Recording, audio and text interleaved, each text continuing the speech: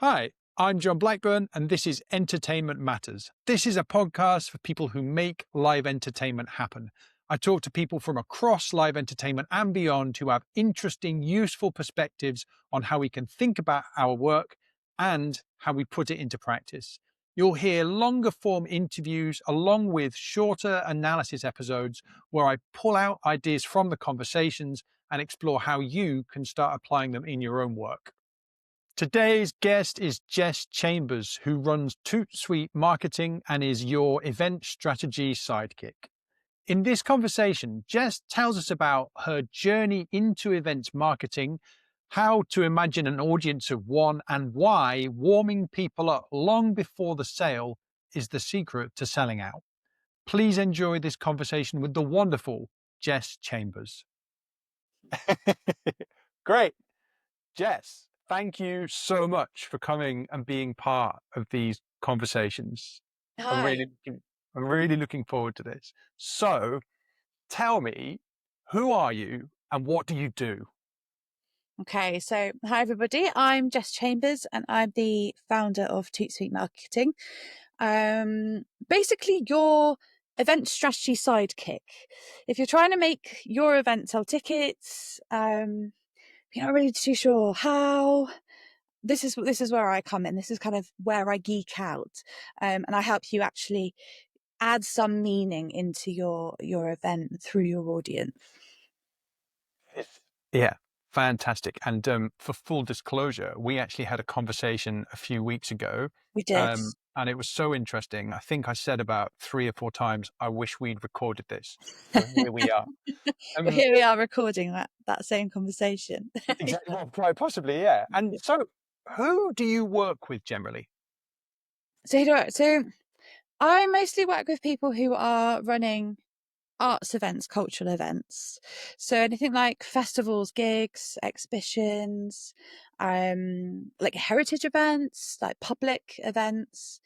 It could be an event in a brick and mortar venue, like a theatre, or a little pub music space, or it could be as dramatic as a huge open public space, city centre, town centre, or even in a field.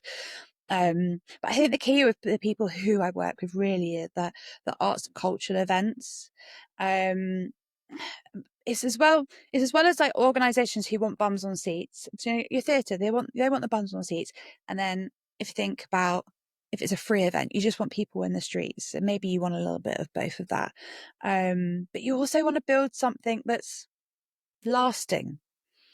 I like to work with people who are organising an event, or maybe like they are touring their themselves as an event in lots of different places, and they want to build a bit of a community. They want to build a bit of pride. They want to have a bit more of a bigger impact, that kind of stuff, rather than just your big one-off event that's never going to happen again. Yeah. Kind of Oh, thing. Jess, amazing. Absolutely brilliant. And thinking from those people's perspective, um, when in their career or in their work do people typically come to work with you? Okay. So honestly, too late. Yeah. Tell Most me about it. people inquire to work with me, and I'm like, wonderful, that's great. Yeah, maybe for next year. But we'll start working on that now. And they want it for this year, which is totally fine. I've learned to tailor my services and my consultancy work to work with much tighter deadlines and timeframes, because let's be honest, the industry isn't funded for large lead times for events. It's quick, it's short, it's punchy. We need that. And that's why I say, like, so every single time you come to work with me, it will probably be too late. We always need more time. You'll always need more time. But, if I'm being like honest and practical, in the sense, like, 6 months before is like the sweet spot. 3 months is very, very workable and doable. And I think it just really depends on what your event is, who it's for, and kind of the audience that you've built up already. Um, and kind of the scale of it. There's kind of no one size fits all.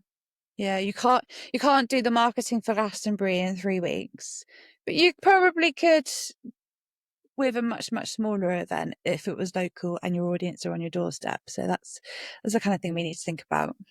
Amazing. And so tell me, it's interesting that you mentioned those two timeframes as an example. So if 6 months is like the sweet spot and 3 months is workable, what's the difference between 6 months and 3 months? And I know we're doing this for a fictitious event, but tell Yeah. me, what is the difference between, is a year really the sweet spot, but we say 6 months so tell me about that. Yeah. So I say 6 months really is a sweet spot because that's when people are really starting to, if you have got funding or if you've got your venue, that's when you want to start really thinking about, I need to sell tickets. I need to get those bums on the seats. I need to start making the income. Yes, ideally it's even like 16 months before you want to be starting to sell tickets for your next event before your current event is about to start, or at least have not physically selling, the selling in terms of the exchanging of money, but you want to know the dates. You've got your audience built. You're kind of selling two events at once. You're selling the experience, and you want people to come back. But you haven't told them that yet, so it's kind of all that subliminal messaging. It's one of those things where, if the majority of your audience are those that want to be like memory makers and what we call like kind of cultural seekers, they'll want to find something that they want to go back to each year, or a type of feeling or a type of experience that I want to go back to each year, even if that event is slightly different. And then when I say that 3 months is workable, the difference, I suppose, there is how much you're teasing your audience, how much you're warming them up and kind of hyping up your event. How much of that marketing can you do without actually physically having to sell a ticket yet? How are you keeping your audience engaged? Now, that is the difference. If we've got 6 months, then probably 4 months of our marketing is going to be that teasing, warming up marketing. If we've only got 3 months, we're slashing that quite a lot, quite considerably, and we're putting people into that conversion stage of where wanting to buy tickets physically. So that's where the difference comes in. And as I said, kind of that example I gave, whether it's, a little street farmers market or Glastonbury, your scale and time and difference will come into that hugely. Yeah, fantastic. And that's really interesting. That's a really interesting distinction that you've made there, that perhaps not everybody creating their own events, whether they're concerts or performances or whatever, might have heard before. So that idea of the sort of warming up period and then the conversion period for a Yeah. particular event. So tell me, what is the wow, we've got straight into the weeds here, which I really love. Haven't we? Yeah, that's great. Come back to more general questions shortly, but seeing as we're there, so tell me about the value of that warming up period. So let's say someone's come to you at the right time in that Yeah. sweet spot where they've got the 6 months, so you can really do it and give it the best chance of success for everybody. What is the difference between having those, say, 4 months of warming up, as you put it, and those 2 months of the conversion? What kinds of things are you doing in the warming up, and that you maybe wouldn't be able to do if you only had the 3 months? Okay. So it's kind of you almost have two goals in that warming up stage. First is as a goal for yourself, for your planning and your audience development, and it's really getting to understand exactly who your audience is. So if you've got that time to warm up, you've got time to experiment, you've got time to fail, you've got time to make mistakes, you've got time to ask questions, play around with things, see how your audience is reacting and engaging. And that is, we're not just talking about social media here. We're not just talking about, let's experiment and see if Twitter works better than Instagram or Facebook. We're talking about the words you're using, how you're communicating to your audience, like even to the point, like your graphics. Like, do you really need to spend loads and loads of money on some graphic design?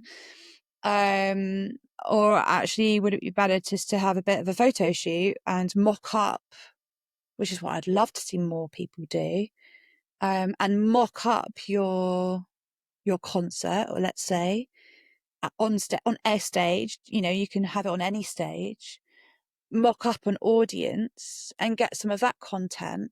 I'm thinking, if you're a really new event and you haven't really done it before, how can you start bringing the personality and the feelings and the emotions of your audience into your marketing? That's what you're doing in your warm-up stage. Is you're and also I said the kind of the two goal response is, you're doing this to find out what works for you and your audience and to get to know your audience, but you're also doing it to tease people, to like drop that little nugget of information that you might be touring, but don't tell them when. If you've got a concert, let's say, and you've got a new song, a new album or a couple of new songs or something, what have you been working on? How are we going to start getting really repetitive? You can only really sell things if you have to do things on repeat. Everyone, we all sit down and watch TV or listen to the radio and we'll hear adverts. They are the same every single time, aren't they? And they're repetitive, and you know exactly what toilet roll to buy because you see the same advert over and over and over again. So how do we build that time in and being repetitive? What I see is almost like as a counter to that, and where the 3 months really is the very, very minimum. You're not going to do it if you've only got like 6 weeks to go.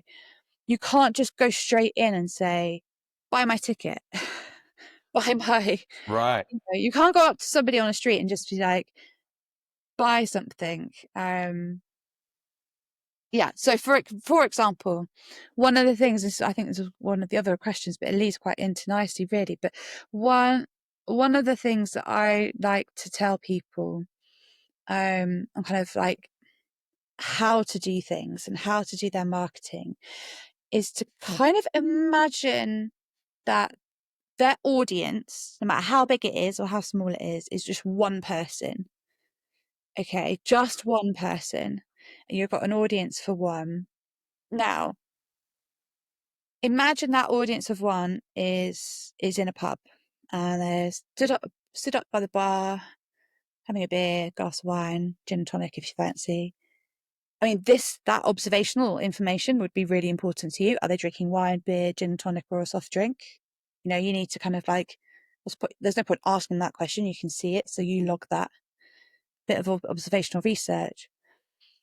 But you wouldn't go up to them, a complete stranger as well. You wouldn't just go up and blurt out, I'm hosting an event on blah, blah, blah, blah night. Here's my website. Buy a ticket. Do you want to buy a ticket? Yes, no. Okay, buy. And then never speak to them again. I think a lot of people would, Jess, but Don't yeah. introduce themselves. Don't kind of, if you're thinking about yourself, and this is that warm-up stage, you kind of like would shyly approach somebody, wouldn't you? You'd like, oh, hi, sorry to disturb you. I don't know how British are we going to get here.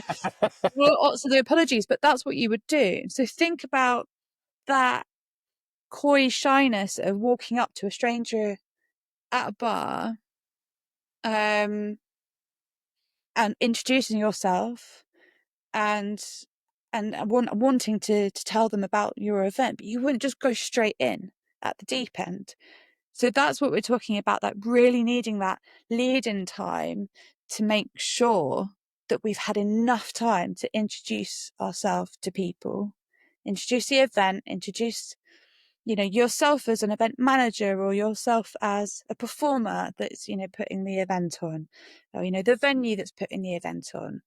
If we're talking about a venue, are they dog friendly? Are they, do they have step-free access? All of these little things. You don't need to answer these questions when you're selling the tickets, but we need to get people familiar, relaxed, introduced, trust you, and aware of what you're up to.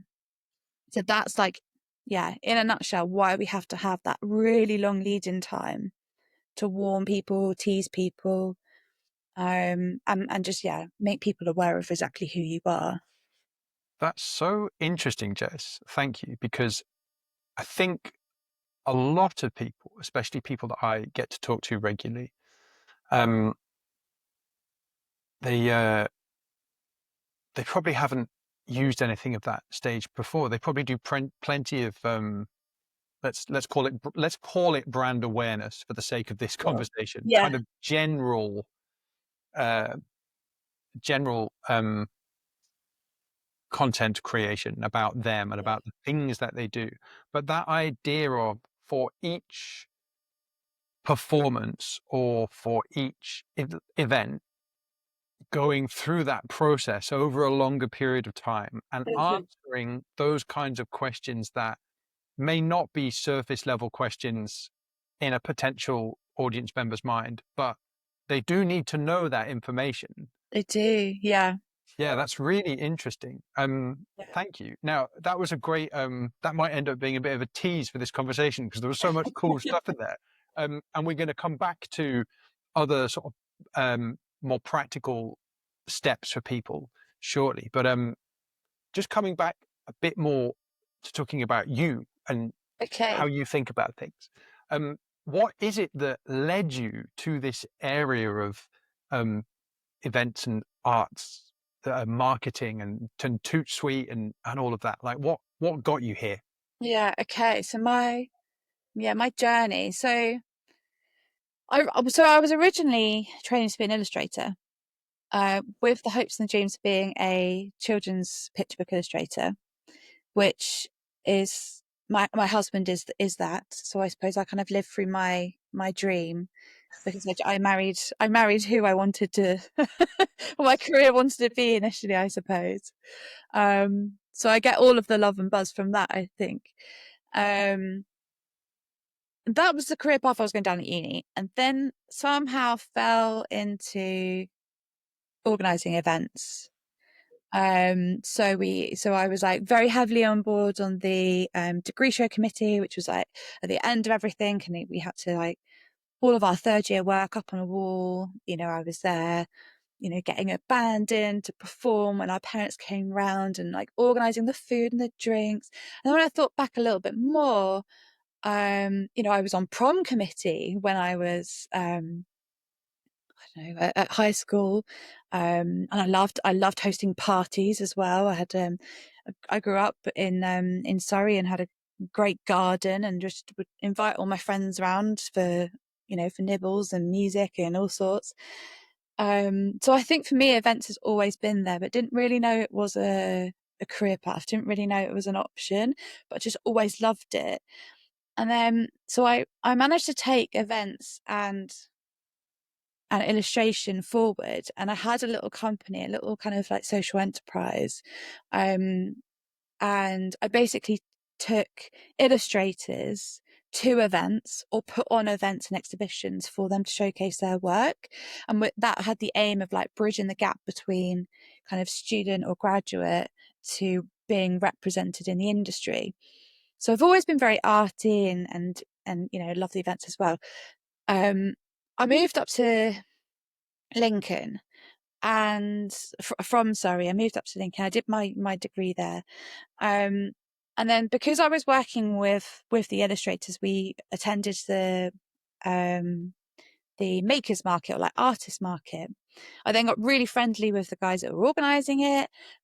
They were part of Lincoln Business Improvement Group.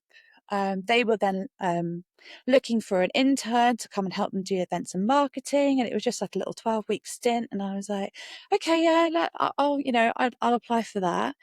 Oh my goodness, I stayed there for 2 years, hosting events on varying scales. So yeah, we did the markets, like the little town markets. I was involved heavily in the rebranding of some of the markets. We hosted Lincoln Fashion Week, which was hosted like in retail shops. So like, in your Debenhams and in I don't know, like H&M and River Island and things like that. We set up catwalks in there with members of the community. We had a big finale in a church. And then my very final event there was called Lincoln RF 100 Weekend, which is kind of a larger version of 1940s Weekend. And that saw 150,000 people over 2 days, and 11 indoor and mostly outdoor public locations. And I just got the buzz. Like, I just got a real kick from it. And I could use bits from like my kind of arty background, because I was doing like the graphic design, or I was instructing graphic designers to do the flyers and, you know, the photo shoots for things, and I could get really creative and really clever. So I've never really like actually trained in marketing, but I've been like in it the entire time. And then so after that, so I did 1 year at Falmouth University. It was a remote course while I was still working at Lincoln Big. So I was doing like a part-time master's degree and I had a full-time job. Not recommended. I had loads of fun, but not recommended. If you quite like your sanity and don't want to have to work late nights, because events are busy anyway. But loved it so much. And then What was the master's in, Jess? Sorry. it was in creative events management. Amazing. It's an online master degree at Falmouth University, and I worked with people all over the world, students from all over the world. Still in touch and work with now Maura McGlynn. She lives in Michigan and she's part of Tootsuite and works with me. And we met through Falmouth. But yeah, and it was there that I really got a really deep understanding of events, audiences, research, impacts, things like that, and then started completely geeking out on everything.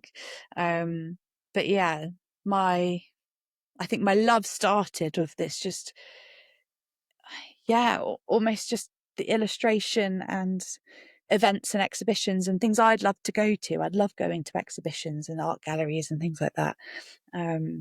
So yeah, that's where it all started from then to now.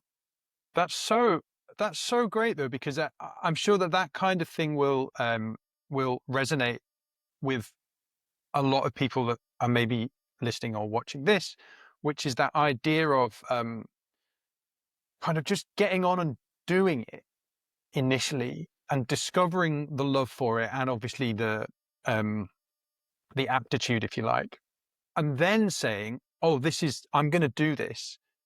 Let's go and get some more information. Let's go and get that. That's incredible. And I also think that that's a thing that happens a lot with sort of creative people and producers and that kind of thing. They, like you, they are involved in that kind of thing quite early on in their lives, and then they sort of realize, oh, I should do this.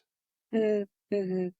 Yeah, it was really lovely. I remember once being like in a job, and I mean, I didn't particularly like the job, but I liked who I was working with, and it wasn't in a role that I wanted to do at all. And I just remember having a bit of a one-to-one with our manager, and we were just having a very open and frank conversation, because like we both knew that I didn't like working there, but I was just doing it, to fill some time.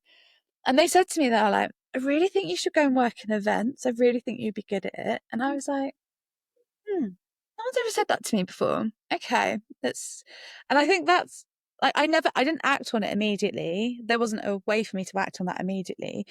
But then now when I think about everything, I'm like, I've just always got that little sentence that somebody said to me in my mind, like when I was in a bit of a like stuck place. So I was like in a really good job, but I didn't hate it. That's quite a strong word, but I was like, it wasn't me. It wasn't for me. Like I just was in the wrong place. And then for them to turn around and say, I've actually seen something of you and what you're doing, maybe what I've done like socially or helped out voluntarily within the department and within the team. And like, actually, no, that would be really suitable for you. And that would be better. But yeah, no one really kind of said that before, like at a school level. Do you know what I mean? Where you could, if the careers advisor said you should be in the events industry, I think it would have been a bit of a, mathematical process to get there. Yes. But I quite like the creative journey. I've learned a lot of things. Definitely learned a lot of things. Yeah, and I also just with my experience in our other conversations that not everybody else has had access to, I really do. I really appreciate that you're You're not someone who just like kind of got qualified and then started to see if any of that was really true. By the time you went to to study it seriously in the sort of academic sense, you'd already done it. You know, you'd already got experience of being able to get people to be in a place when you needed them to be there. And yeah, I Yeah, think that's really cool. Can I tell you my my little version of that kind of story? go for it. Right. Yes. It's just, I don't know whether I'll put this in the thing or not. I don't think many people I know this, but so you mentioned that person that your manager, you had this open and frank conversation. They suggested, they gave you the idea of working in events. My closest equivalent to that is being on a flight home, having done a cruise ship gig for a while, and I'm on the flight back, and I'm sat next to this, you know, guy next to me, and we, you know, exchanged pleasantries, and then during the flight, during the flight there was like some argument between one of the air host people Yeah. and whoever was sat behind us. And it went on for just a bit too long. And I just sort of turned around and started making polite small talk with this argumentative person. Kind of, they chilled out a bit. And this guy sat next to me. And at this point, I'm in the throes of being a musician and all the rest of it. And Yeah. this guy that I was sat next to, like, kind of poked me on the shoulder and said, what do you do for a living? And I explained. And he said, yeah, you should be in sales. I was just like, oh, Okay. yeah, it's interesting. So yeah, I never Yeah. followed that one, but yeah, yours was more supportive and more insightful, maybe. But yeah, there we go. But no, it is true. I think sometimes it takes somebody just to observe and witness what you're up to, then go, actually, I think you just should be really good at X, Y, and Z. Um, and I think as well for like an events side, a lot of my, and you're kind of saying that like I kind of like did the events, then went back and studied. A lot of the stuff that I went back and studied, I made sure that I wasn't learning the stuff that I had done. I was made sure that I was learning things of like if we were going over like, you know, something, I was like, oh yeah, we know how to do that. I was then learning like the why and like the purpose of it rather than the ins and outs and the hows. Um, and also you kind of like that the geeky research style, like it's quite funny when, especially when you're doing masters, it's oh gosh, it's full on, and there's a lot of heavy research and there's a lot of academia, and I've had to train myself out of writing like that now because I've worked in like councils and academia for too long now. Sometimes I think that my brain just copyrights like that if I'm to do documents. Or I kind of have my two modes. I have I'm writing for an event, and then I'm writing for councils or academia, and I need to kind of like, writing for yourself and your business is slightly different, isn't it? But the observations is one thing that I learned all the way through, and that pushed me when I was working at Lincoln Big and doing all of these events. I always made sure that I planned time or delegated things to staff so that, like, you know, the big 1940s RAF 100 weekend, that I didn't actually particularly myself have an active role that day or over that weekend, where I was like, where I say running around like a blue ass fly, not knowing where you are, which is what people in the events industry do all the time. Are very, very good at that. I just made sure I scheduled in time to sit back and watch and observe and listen. And that's what I really enjoyed learning when I went back and did the master's degree. I was learning how to do that, and why we do that. Why we just take a moment just to sit back, look at our audience, look at our event, reread our event description, you know, kind of take stock of everything, look at the emotions on people's faces. You know, are they wandering around with their head, you know, their chin up and with a smile on their face, or are they like disgruntled and confused and looking lost? You don't want those people at your event. You want people to be like, oh, I don't know where I'm going, but it's great and I don't care. You don't want people to be like, oh, I'm lost, where am I going, where are the loos, where's this?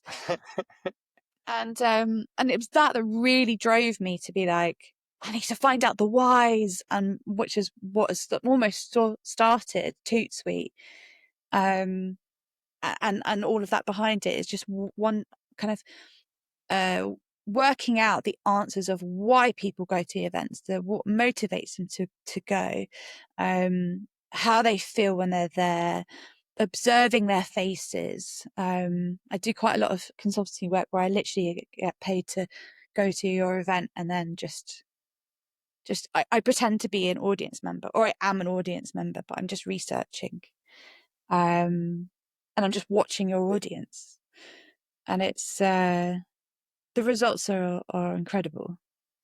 Jess, it's fantastic. And it might be that this question sort of prompts you just to summarize some of the things you've already said, but what would you say are the most important ideas behind how you do this work, whether it's in consultancy or Tootsuite or whatever it is? What are the big important ideas behind how you do it? Yeah. Okay. So everything starts with a certain level of understanding. We use a couple of frameworks in what we do. And the most recent one that we've got is our crowd building framework. And it's kind of like how we are looking at emotion, how we are looking at the situation, how we're looking at the motivations and things like that. You know, what have our audience been through in their life before attending your event, or before deciding to want to follow you, and or become a fan of your touring gig or whatever. How does your event fit into their life? These are kind of like those like ideas and things that we have to play with when we're going through any audit or any strategy. How are we going to engage meaningfully with our audience? And we're kind of like answering lots of questions, if you see what I mean. And it's these little like nuggets of truths that have come through, and these little bits of research, and these just kind of like candid conversations with audience members, where they think I am an audience member because I'm enjoying myself at your show, but they think I'm a true audience member. There's no kind of meaning in their conversation with me, I suppose. That is like drummed the ideas of Tootsuite and the strategies that we build and the audits that we build and the frameworks that we use all come from audience insight. We do a lot of work with event organizers, whether it's like I'm working with the council, like the cultural team within a council or a business development district, that want me to look at all of their events holistically, and then I have meeting with all of the stakeholders. So the stakeholders would be like venues and touring gigs and other little things that are going around, and local businesses, or whether I'm like working like solely with a venue and then I'm working with the kind of the performers and the tours that come into that venue. I honor everybody and I love having these chats, and I will always talk to those stakeholders. But what I am most interested in is your audience member. Like it sounds horrible to be like, I don't really care about the event manager and their thoughts and feelings. But what I try and do, one of the main things that we do all the time is strip everything back and make it very grounded. And by that we mean, in an academia term, we kind of mean like we go in with no bias. We go in with complete like as if we're aliens, as if we've got absolutely no idea about your event, even though we've probably gathered a lot of information. This is why sometimes I try and talk to the audience member first rather than then talking about the organizer first, because it kind of skews your perspective on things a little bit. and just go in with a clear, empty mind, a clean piece of paper, and you come up with solutions, you come up with problems, you come up with potentials. And that's everything that's kind of fueled Tootsuite, is that way of working and those really important ideas that come from our audience. And it's always their perspective that we need to think about. I don't care that we're putting this event on because a sponsor is giving you 10 grand to do it because they want to look good and they're raising money for a charity. And what we're doing, what we call dangerous donations, you know, working with a charity for their own benefit, it benefits everybody. Like, that's wonderful. That's your strategy. That is fantastic. But the reason why you're organizing your event and the reason you'll get people to attend your event is if you're doing an event that people want to go to. Of course. Yeah. That's so interesting, isn't it? Because it's very easy, I think, isn't it, to at every stage of the development of an event or a project, it's very easy to bring a bunch of assumptions and baggage Yeah. that have no actual basis in the real world, and not even know that you're carrying those bad, those unhelpful, hindering thoughts with you. So I really like that you say about going in almost like you're an alien and Yeah. going to the audience first. Like, yeah, that's absolutely fascinating. So that kind of audience insight first. And if there was another sort of big idea behind how you do this work, what might that be? I think I've already touched on in terms of like the observations. I kind of rings true of what I've just said as well. I'm just like really watching what everything's doing, what everyone's doing, what everyone's up to. But I suppose it's sometimes I think it's the way that Maura and I kind of work with events. And when we get to let's say we've done the audit style, we've done the strategy, we know what we're at. Now it's like the talking section. Going back to, you're talking to that one person in the pub. What would you say? How would you say it? Like, you don't just blurt things out, word vomit on the screen. How are you painting that picture to them? How are you describing the person that you're standing in front of you? How can you make them relate to things? And they're like, these might seem like really simple things that you can just, I don't know, Google or AI or whatever, ChatGPT, and like find out the answers and then just like robotically post your event. But like, sometimes I think, write a sentence of your event and then say like, why, or like, so what? How are you describing it? How are you really getting people into your event? And stop talking to people like they already know it as well. Tell me more about that, because I remember I think did have this you did conversation. about 20 minutes on that last time we spoke. Yeah. Yeah. I don't know, so just okay. So I always put myself, when we're talking about the audience for one, sometimes I find it easier because I do a lot of event copywriting myself. I think, how will I get myself there? I'm really picky when it comes to wanting to go to events. I also live in a ridiculously remote place. And so I don't have, apart from the weekly farmers market, I don't have anything to go to. Something will have to really capture me to want to travel. I have to travel far to go to events, and I have to sort out the dogs, and I have to get, there's logistics. I can't just like, yeah, cool, let's go to an event. I did when I lived in Lincoln. I lived in the town centre.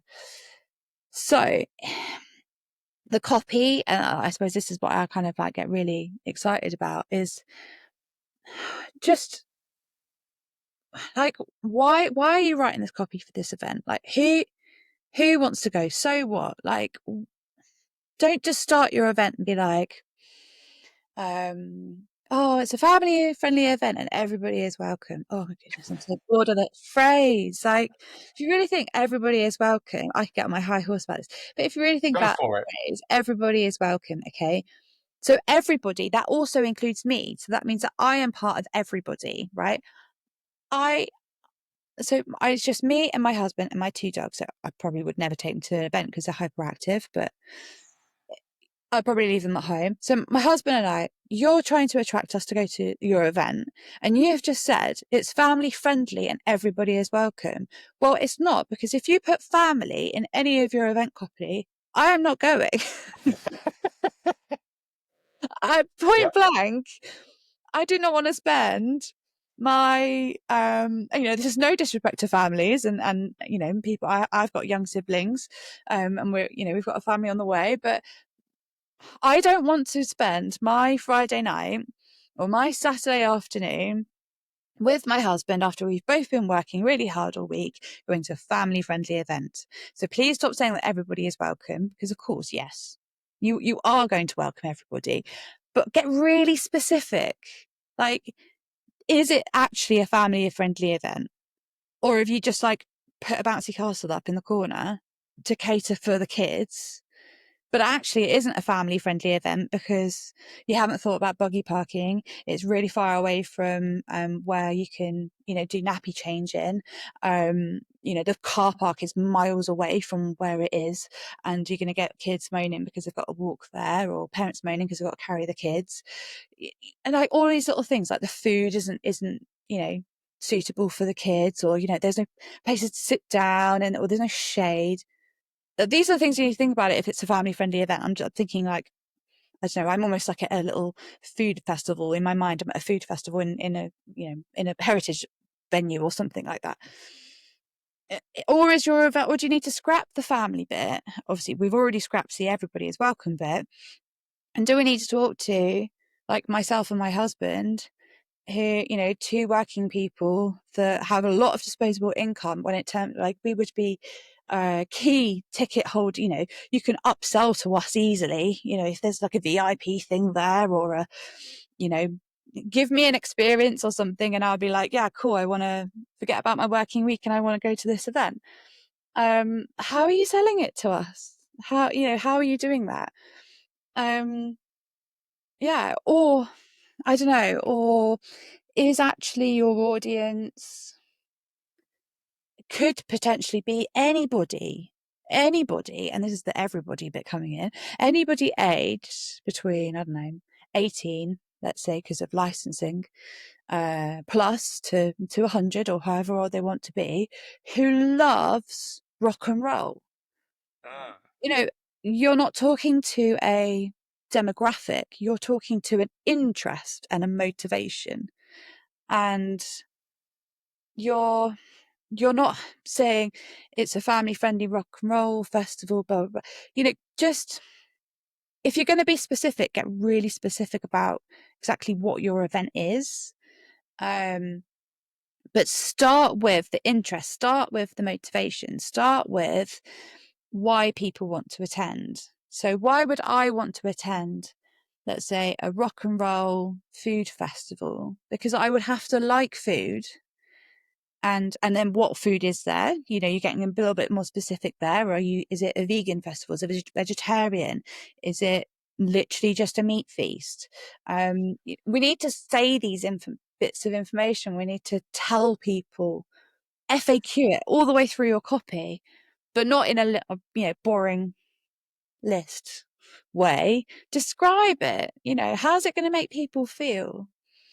There's so much I can go into. No, We have Jess, I a love all that. And separate chat on my high horse of not saying everybody is welcome.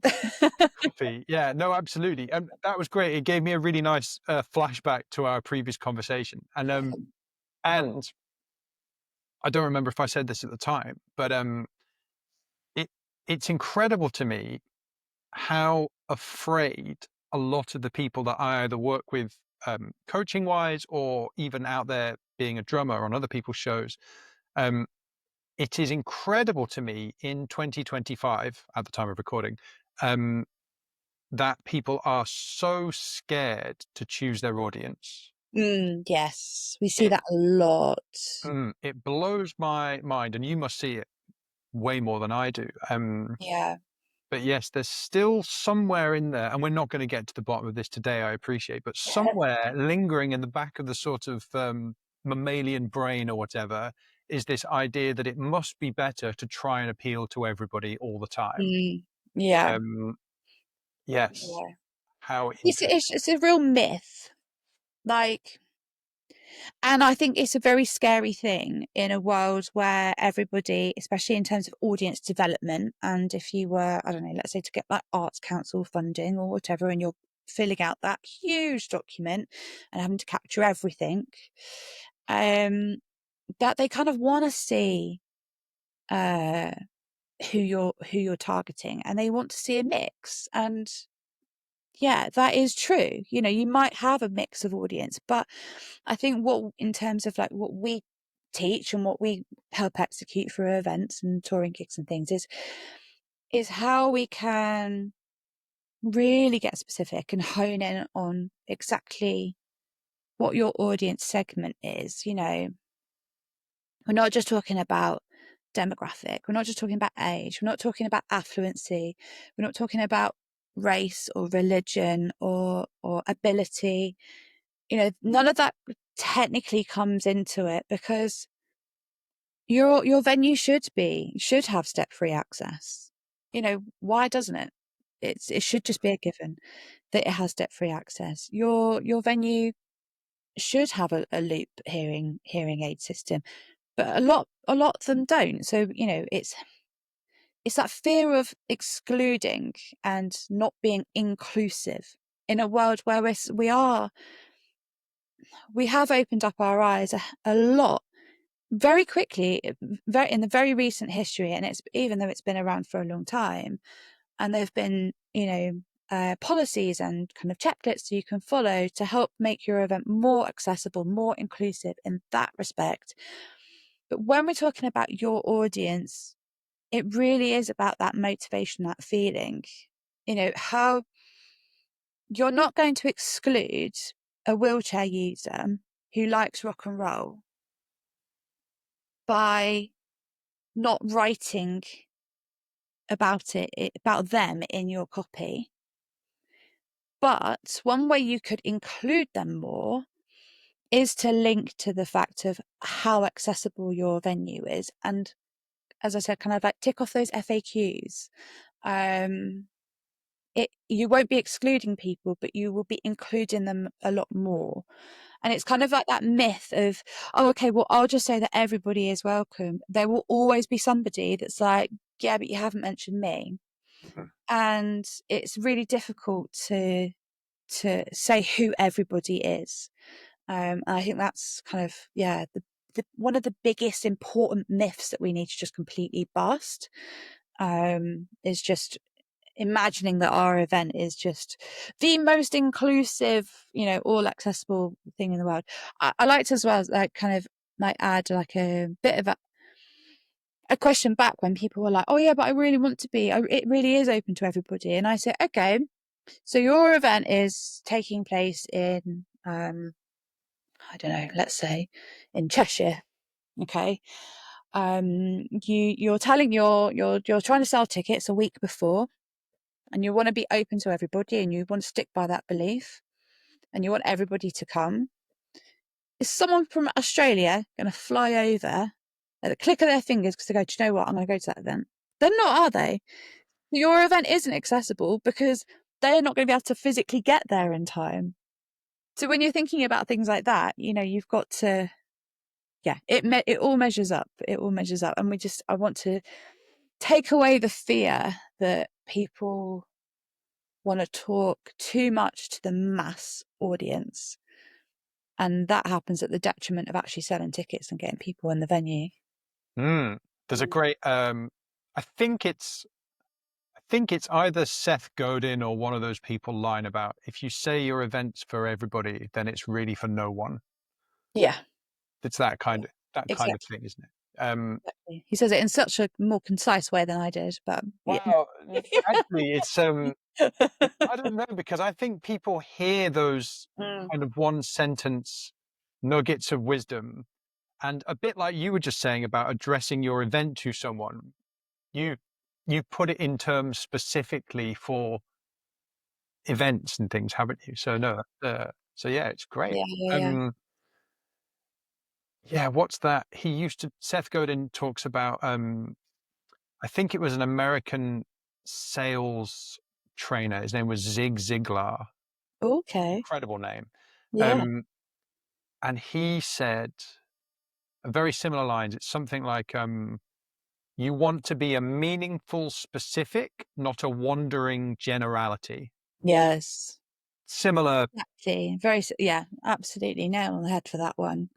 It's yeah, you're not going to be excluding people. So just don't be afraid. Just get out there. It's my like little nugget of advice. Just try. And okay, so this kind of goes back to what I was saying beforehand about having that time to warm up your audience and to tease your audience. Try it. Try it. Try it just for 1 week or 2 weeks, talking about your event as if, and close your eyes and picture them in your mind, and it's just one segment of people. Just try it for 2 weeks to see what happens. Do you build your audience? Do you lose? Do you become more engaged? Do they become less engaged? Maybe you haven't quite got the right audience. Just try it. And that's a real importance of having that time way before your event, just to warm up your audience, see who they are, get to know them, see how you can talk to them. Yeah. I love it. Thanks, Jess. You mentioned the word myths a couple of times, and I love a good myth. So you Okay. mentioned the myth of the myth of the open to everybody and it's for everybody. What Yeah. are the other big myths, would you say, that get in the way of people successfully marketing events? What are those like inherited cultural ideas that everybody thinks is true, but actually it's just nonsense? Yeah. Okay. So still on the everyone, everything vibe, I think that it's a myth that you need to put your marketing everywhere. Mhm. Um, chuck money at ads, chuck money at flyers, chuck money, I need a poster, I need a flyer, I need a this, I need a, you know, everything. I need to be on every single social media platform. And then you burn yourself out and you don't have enough time and energy to put enough kind of value into that area. I mean, if you're going to do flyering, like you've got to do it properly, like really, really, you got to do it properly. You can't just print loads out and stick it in a tourist information centre and in the front of the theatre and go, yeah, cool, my event's going to sell out. What are you doing with that flyering? Apart from just wasting money on potential bits of paper. Yes, actually, stick with that one for a moment, right? Let's Yeah, okay. flyering, right? What does Flyering. it mean? What does it mean to do flyering properly? And if you want to pick a more specific kind of event to talk about this, go ahead. Yeah, okay.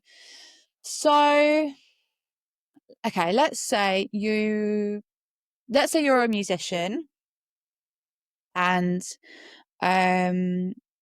or let's say you're a theatre and you've got lots of different touring acts. You've got maybe a comedy night, you've got a musician coming in, you've got your Easter play, or whatever. You've got lots of things coming up, and you've got, let's say, in terms of just like flyering, maybe you've got brochures. So you've got like your spring to summer brochure. Okay, now these brochures are gold dust to those who are already your audience.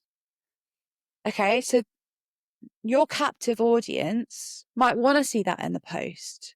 They are repeat customers. They're your loyal fans.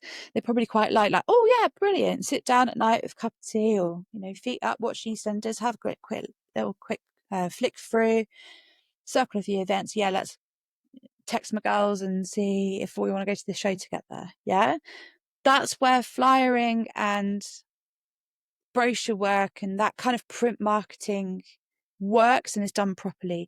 You can track it. Okay, you'll know that you have physically sent that program or that flyer to that household who have, requested it because they're a loyal fan, and then they've booked again. You don't need to ask them, how did you, you don't need to do those silly, how did you find out about me questionnaires, because you can get an idea. It's a waste of a question. Ask them something more interesting. But so you can track it a little bit more easy. So that is done properly. If you're doing flyering for like cold leads, so in that warm-up phase, you can't just plonk them in a venue and be like, you can't just take them to, I know you would anyway, but you can't just take them to the tourist information centre, and then the train station might have a little leaflet stack, and then I don't know, I can't remember there's these companies that you can like media companies. Oh, this is a really bad anecdote because I can't remember what they're called. Basically, like they are a company, and then you pay them to give them your flyers, and they distribute it for you. But they're in like these static stands. You know what I mean? And yeah, that's it's kind of a little bit like TV advertising. A hell of a lot of money. What return are you really getting? Mm-hmm. Do you need to do that? But then also, do you need to throw money at digital adverts, like digital flyers and like Facebook ads and stuff? Like, if you just don't know what you're doing, you're just chucking money away. You're literally just like potentially just throwing up all your flyers into the wind, and there's nobody around, and they just fall on the floor, and then the sweeper machine comes in and collects them all up. Like, that is like when I visualize when people are like, oh yeah, let's get flyers. I'm like, oh yeah, brilliant. What a wonderful strategy. That hasn't been done before and failed. We're not in like the 1800s where printing was yeah, so in terms of like doing it properly, it kind of, what is your call to action? What do you want people to do with that flyer? Seriously. Like, do they click a QR code or go straight onto the website and immediately buy a ticket, or do they take a flyer and it's actually got a little competition slip on it that they then fill in their details, they cut it out, they've got the flyer with the information on, they send in this thing, it becomes interactive, they engage with it, they have to do something with the flyer. I don't know, do they have to, kind of thinking about my bad ideas factory here, what we do at in the green room, with a flyer, do you not have to, like, you take a flyer and then you have to origami it into an animal, and then you have to post it up on your social media, and or post it up on your social media, like in a place in your town, or something with meaning. What are people doing with this flyer? What do you want them to do? How can we make it more interactive? Stop just printing thousands and thousands of flyers. It's not very eco, is it? Like, environmentally, as much as you can go for the, I've got recycled paper and vegetable ink. I mean, not printing them at all is better than printing them. Digital marketing isn't that eco either, because you've got all of the infrastructure that comes with powering the internet and powering your computers and all that kind of stuff. But just really think about what you're wanting to get out of it, I think. Why? And it goes back to that number one question I always say, why? Why are you doing that? What's your strategy behind it? What's your thinking? And that's so great, because that's something, a point like that is something that any of my clients listening are probably sick to death of me getting back to, is when someone comes in with what they might consider a strategy. They might consider a sort of a plan, or a sort of a fairly well-formed idea. And then, that one, which is really a first principle question, isn't it? Well, why are you doing this? What's the end of this process for you? People sometimes don't answer those first questions first, do they? I think it's really important, right? So whenever you're thinking about any strategy. You don't have to be a geek like me to make your own strategy. Like you don't have to know and have gone through marketing and sales courses and everything like that to come up with a strategy. Sometimes you just need a few little tools to help you, just to nudge you in the right direction and thinking. But the number one thing about strategy, I would say, and kind of planning your marketing and your sales, which are two different things as well. They need to be thought of separately. Is what the outcome is and what journey do you want the audience member to take. So from the moment they've discovered who you are, what your play is, what your band is, or what your theatre production is, or what your food festival, specifically is, by the time they've worked that out and they're going through all those little ebbs and flows of discovering you and, oh yeah, they do this and oh, they do that, and maybe I'll interact and ask a question, they're going through all of this kind of thing and logistics in their mind and who they're going to take. How do you want them to get to the buying tickets? But also, when they've bought a ticket, that isn't the end of their journey. They've then bought a ticket. How are you then going to keep them engaged before they get to your event? And how are you going to enhance their experience between buying their ticket and actually turning up at your event? And then once they've turned up at your event, again, that isn't the end. We need to shove that back again. How do we take them from they've attended your event? We're obviously not sending them silly questions like, how did you find out about this event? Because you should know that. And how old are you? Because that's just a pointless bit of information. Should know that.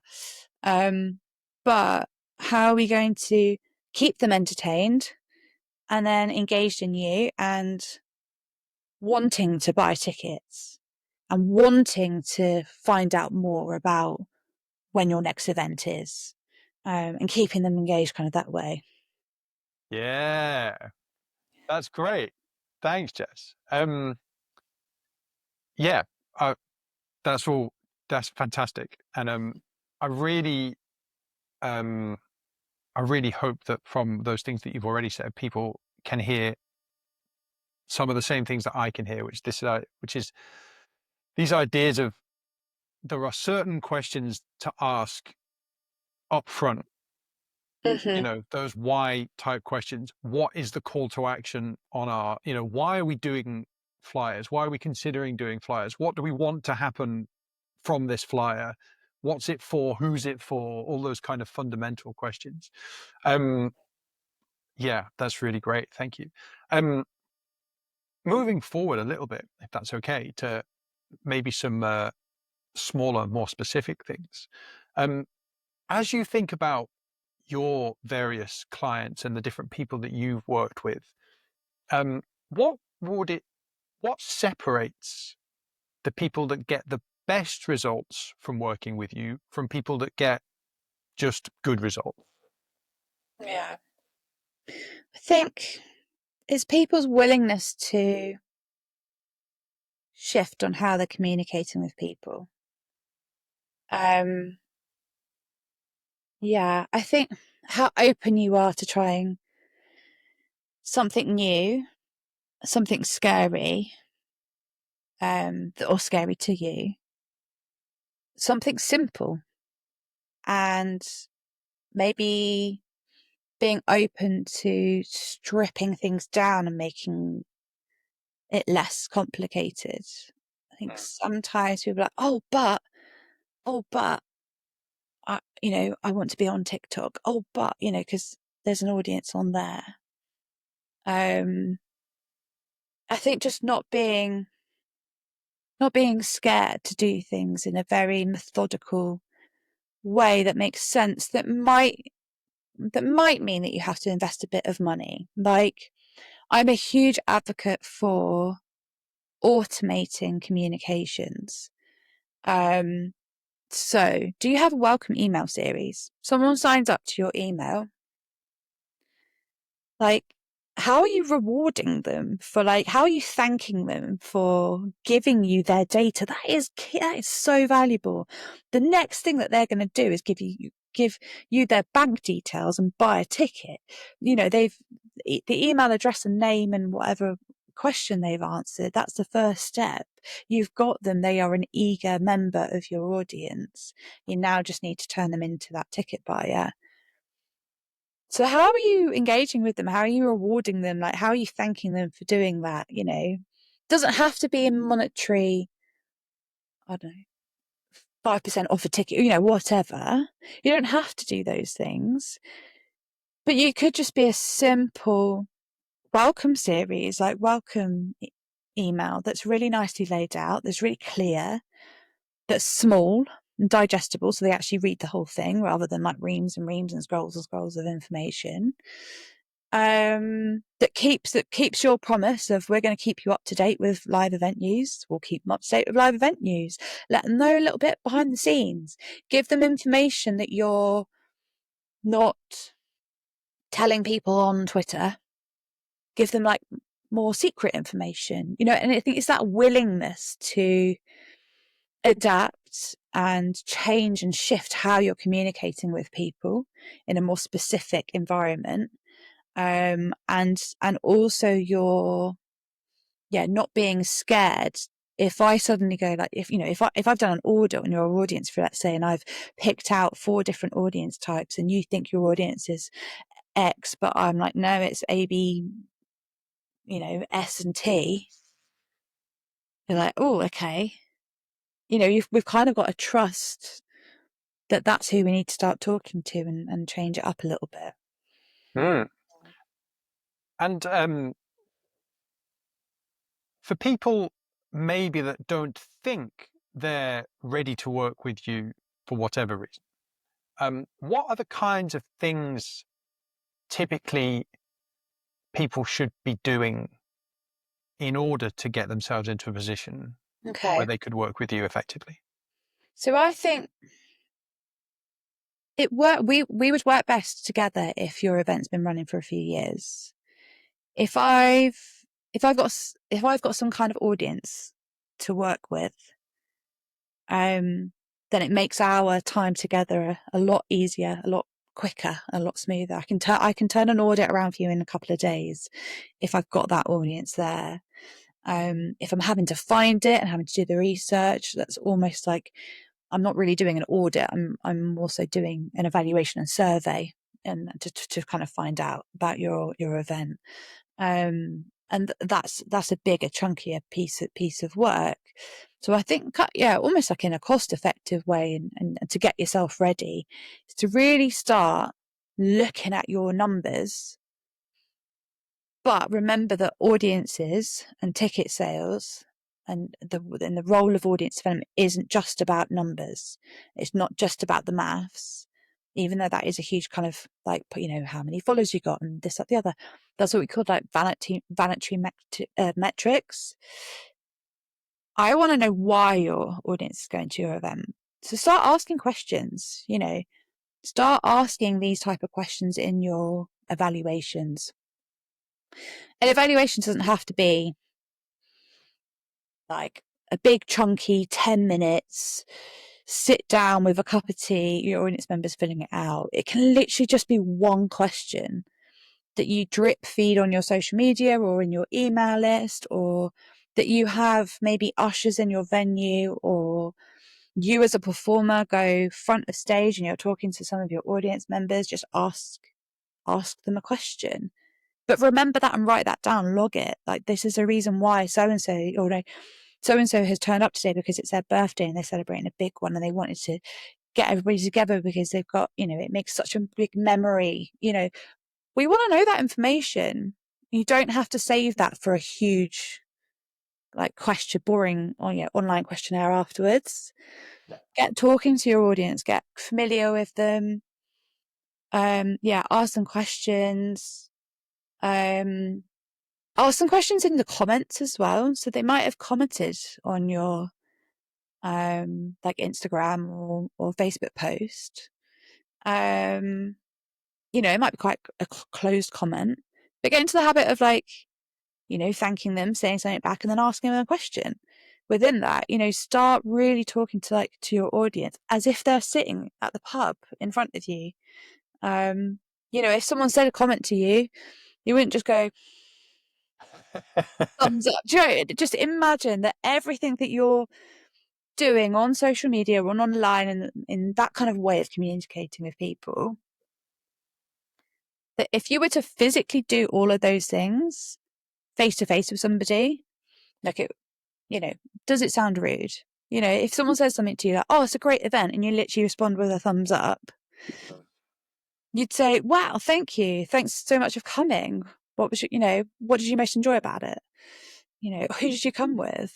Did you know we've got another gig on again at this place? It's going to be slightly different. We've got some new music coming up. Or did you know that, thanks for coming to the theatre. We've got another ballet show that you might be really interested in seeing, or panto or comedy, anything. Start talking to your audience. Once you start gathering all of those little bits and nuggets, then we can work together. We can work together really efficiently, really quickly. That's awesome, Jess. And similar brain space, if you like. You've already in this conversation given so many really practical as well as bigger thinking suggestions. If we just imagine for a moment, let's say someone who has a show that they've been running, they've been doing things in theatres around the country, they've been selling tickets for a while, so they've got the data, all of that, they've got some data, all of that kind of thing.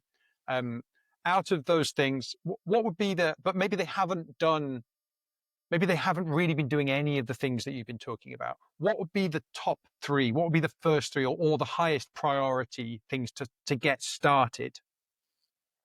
Okay. Your email list. Mm-hmm.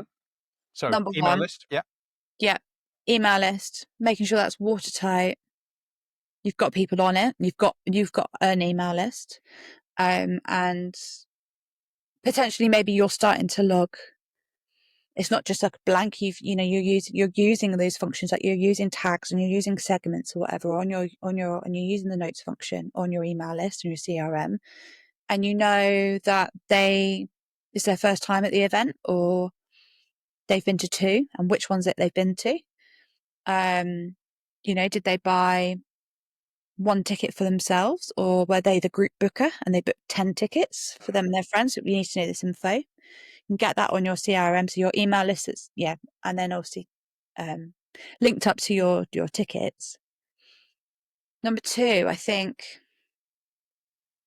would be to integrate everything, making sure that your tech is talking to each other. A great tool, if you're not already using it, is a tool called Zapier. Its free version can take you quite far in terms of like the amount of what's called zaps that it can do. And it can talk to things like, so for example, you can link up your Eventbrite if you're selling tickets through Eventbrite or Ticketmaster or TicketSolve.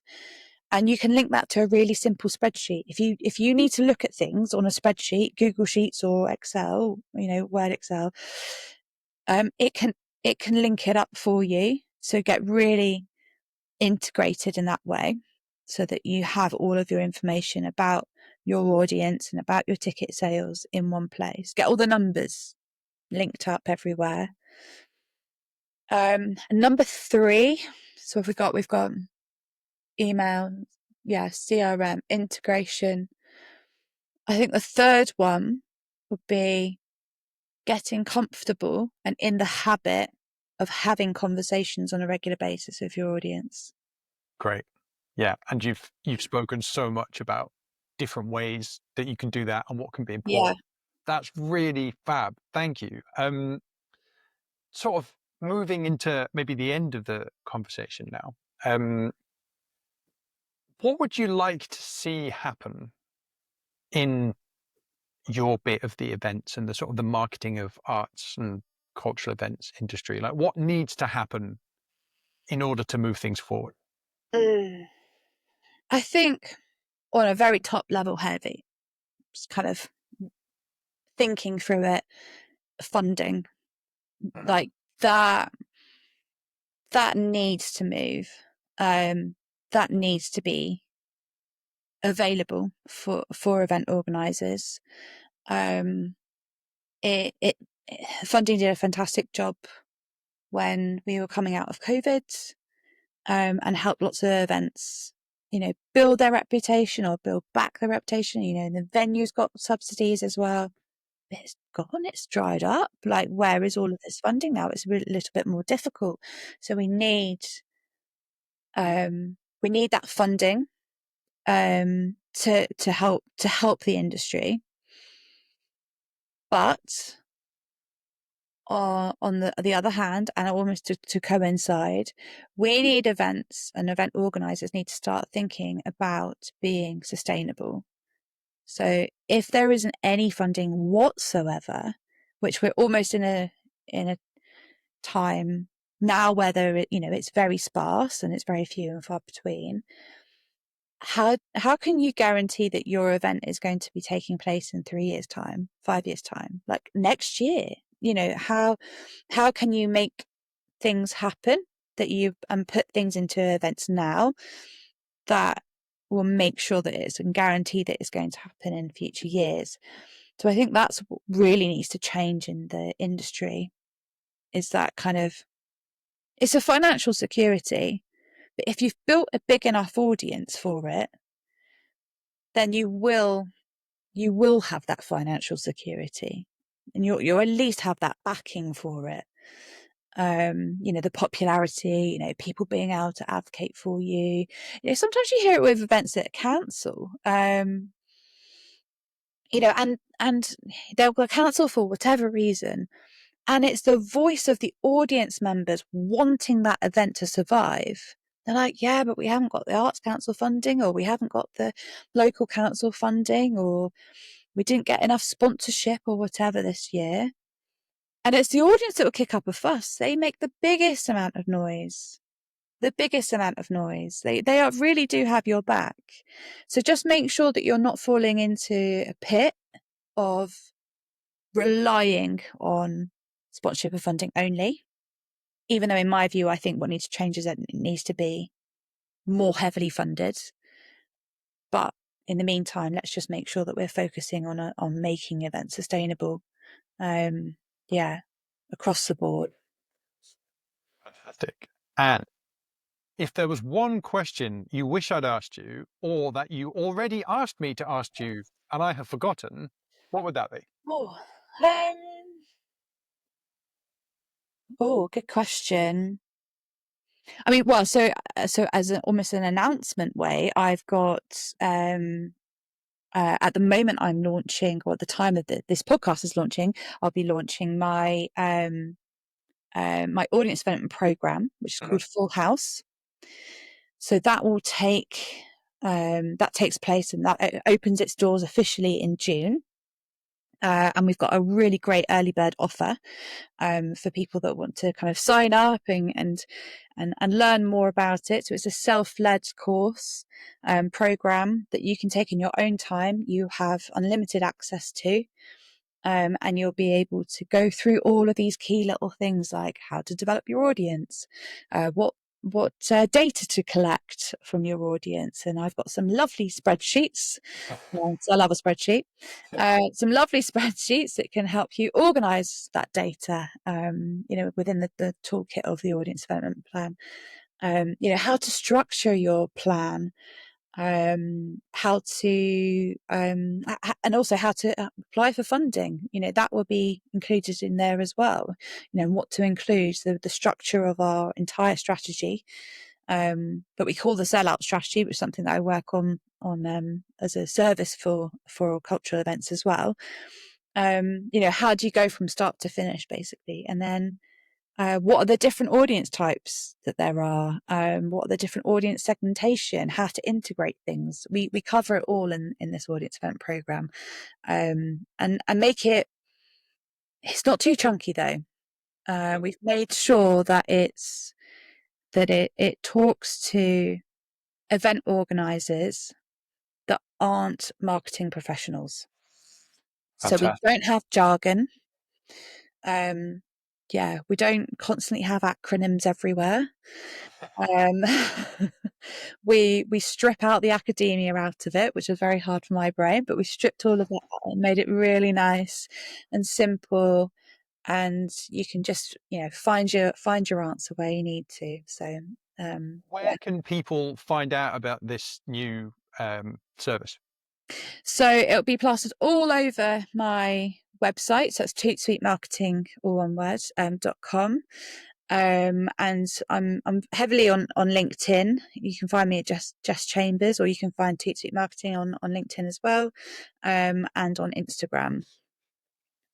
Fab. That's great. So Tootsuite Marketing, the website, find you on Instagram or LinkedIn. And is that, I presume that's where people can go if they're interested in learning more about how to work with you in other ways as well. Is it all there? Yeah, it's all there. It absolutely is. And we've got two freebies that I offer all of my keen event organisers who want to learn a little bit more. We've got a peer-to-peer and networking and support group that runs every single month on the last Friday of the month in the afternoon, or afternoon if you're listening from UK. That's the green room, isn't it? The green room, yeah. So you can come in and join us in the green room and have some chats. We like to theme some of the chats each week, or sometimes we like to just have a little bit more of a fluid chat, but it's a really lovely space. Great little community that we've got there. And then also I've got a little download, which is also, it's included within Full House, the audience development program, but you can download it on the website at any point. And it's called the Writing Event Copy Playbook. So a lot of those little tips and hints that I've probably said throughout the podcast, there are a few things in there that you can pick out. And yeah, I give lots of examples of exactly like a template example of how to structure event copy, and some examples are in there as well, which Yes, hopefully is very useful. that's really great. And I can vouch for both of those things because I have both downloaded and been through the PDF, and it's really excellent. So I would encourage anyone that's watching or listening to this, especially if they, as you mentioned before, especially if they don't consider themselves marketers, but actually they are fulfilling that role for themselves. It's Yeah, really excellent. It's really clear. You know, even just going through it very quickly, I sort of had some really nice sort of realizations from my own work. And I've also been able to go to one of the green room online events. And again, it was a really nice group of people. Some really great insights came out. We went through one of your frameworks, didn't you? The bad ideas. we Was did. that Yeah, the one we Bad did? Ideas Factory. Yeah, Yeah, and so if anyone wants to know more about the Bad Ideas Factory and how that kind of thing can help, I would encourage you to go along to one of Jess's the Green Room events on Zoom. It was really excellent. Jess, thank you so much. thank you for inviting me and having Thank, me. It's been thanks, great. thanks very much. I will put I'll go back through this and I'll put as much of that, all of those links and things in the notes. Um, Brilliant. Thank you so much. It's great. Thank you. If you enjoyed this episode, here on the Entertainment Matters podcast, you'll find a mixture of longer form interviews and shorter analysis episodes where I talk about how you can start applying the ideas from the interviews in your own work in live entertainment. And if you'd like to be notified when there's a new episode and stay up to date with the podcast, you can sign up for the Entertainment Matters Q sheet at the link in the description. Thanks for listening, and thanks for whatever you do to make live entertainment happen.